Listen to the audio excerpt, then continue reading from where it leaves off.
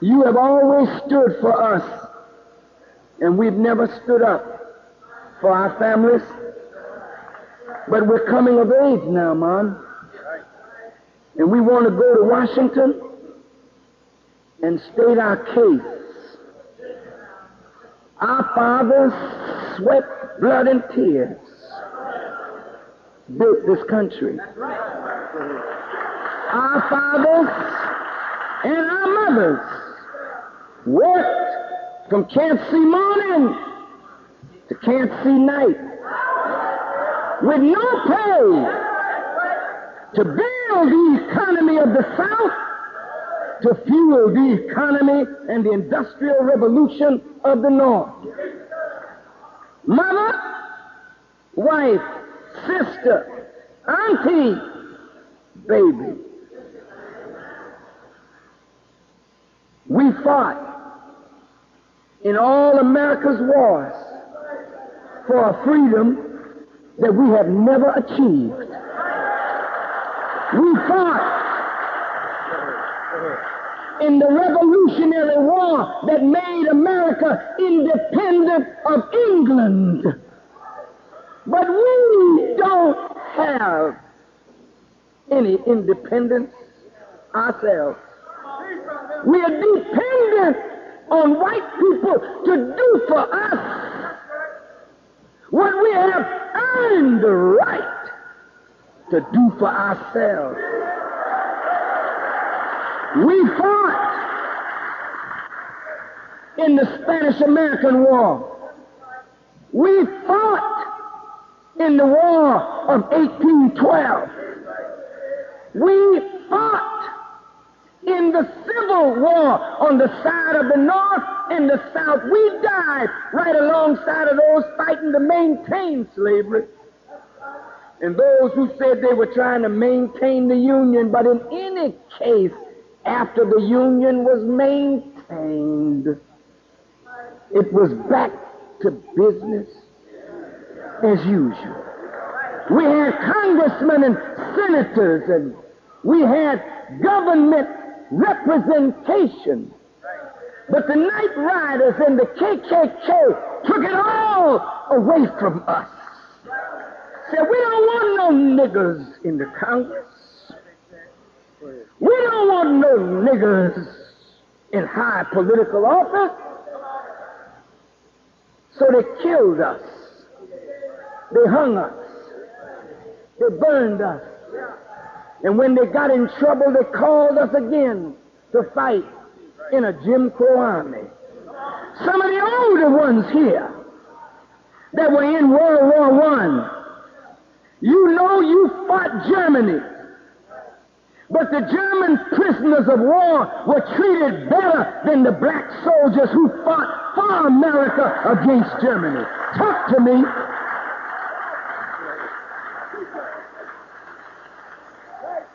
Hitler rose again.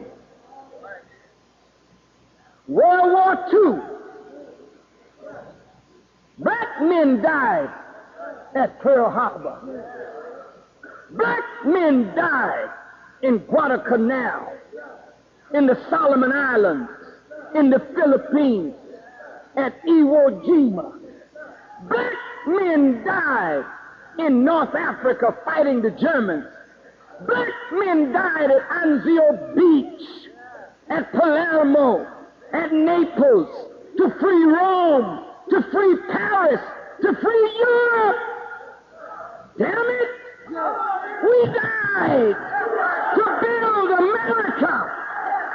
And America has rebuilt Germany and Japan, and the nigger is still suffering and dying in the streets of America.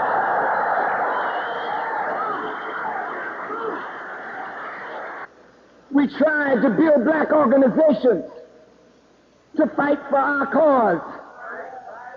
We, along with whites, made the NAACP, the Urban League, CORE, SNCC. What was the response of our government?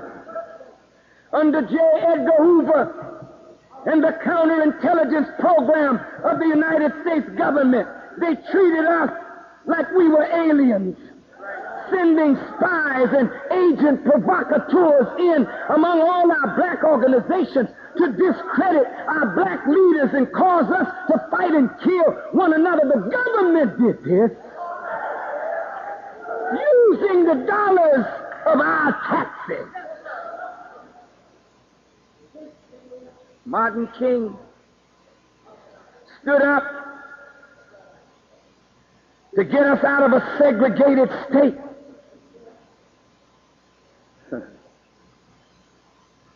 And men had to die. Women had to die just so others could drink at a fountain or go to toilet in a public place. People had to die for that simple, basic right. Think about it. Think about the sacrifice that our fathers have made to build America. Think about what government has done to show their contempt for us. I think it's time now that black men stand. I think it's time now that black men put the gun down for the destruction of yourself and your brother. It's time now for us to say to the government of the United States, here we are, here we stand. The black men, the children of slaves that built your country, that fought and died in all your wars. Now look, we don't intend to live in poor housing. We don't intend to live like dogs. You owe us a debt. Germany is paying reparations to the Jews for the Holocaust that the Germans put on the Jews. All Germans didn't do this, but all Germans are being taxed to pay for what was done to the Jews. In 1941, when Japan struck at Pearl Harbor, Japanese Americans were rounded up and sent to concentration camps. And the government admits she was wrong. She was wrong. So they're going to pay reparations to the Japanese. Look at our condition, brothers. Don't we need a repair job? Don't we need somebody to repair our broken heads, our broken hearts, and our broken pocketbooks? Brothers, here's what we have to do. Minister Louis Farrakhan, 4/11/94. A clear voice, a clear challenge, a clear mandate.